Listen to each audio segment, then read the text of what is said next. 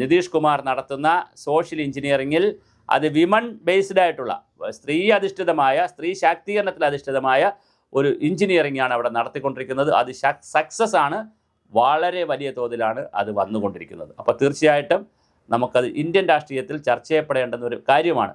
അത് ക്ഷണികമായി കൊടുക്കുന്ന കുറേ ആനുകൂല്യത്തിന് വേണ്ടി നമ്മൾ കിറ്റ് കൊടുത്തതുപോലെ അപ്പം കൊടുത്തതിന് വോട്ട് ചെയ്യുന്നതല്ല.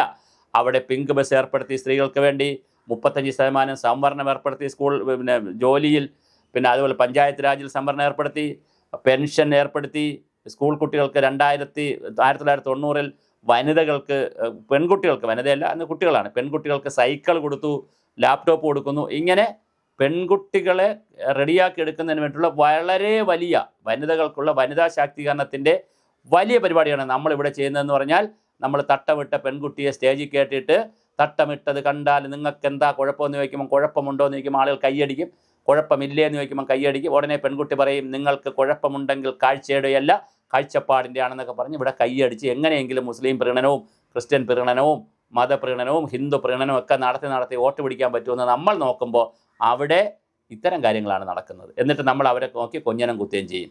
ഇനി വേറെ ഒരു കാര്യമുണ്ട്, ഇവിടെ നമ്മൾ വനിതാ മതിൽ പിടിക്കും. ഇവിടുത്തെ സ്ത്രീ ശാക്തീകരണം എന്ന് പറഞ്ഞാൽ നമ്മൾ ഈ വാചകവടിയിലും സെമിനാറിലും ആൾക്കൂട്ടത്തിലുമാണ്. അവിടെ വളരെ കൃത്യമായി സ്ത്രീകൾക്കും കുട്ടികൾക്കും ആവശ്യമുള്ള ഒരുപാട് പരിപാടികൾ, തമിഴ്നാട്ടിൽ ചെന്ന് കഴിഞ്ഞാൽ സ്ത്രീകൾക്ക് ടൗൺ ബസ്സിൽ ഫ്രീ ആണ് യാത്ര, പെൺകുട്ടികൾക്ക് ലാപ്ടോപ്പ്, കമ്പ്യൂട്ടർ, സൈക്കിൾ എല്ലാം കൊടുക്കും. സൈക്കിളിലൊക്കെ പെൺകുട്ടികൾ നന്നായി പോകുന്ന കുട്ടികൾ കാണാം. അങ്ങനെ ഓരോ സ്റ്റേറ്റും വെൽഫെയർ മെഷേഴ്സ് നടത്തിക്കൊണ്ട് മുന്നോട്ട് പോകുമ്പോൾ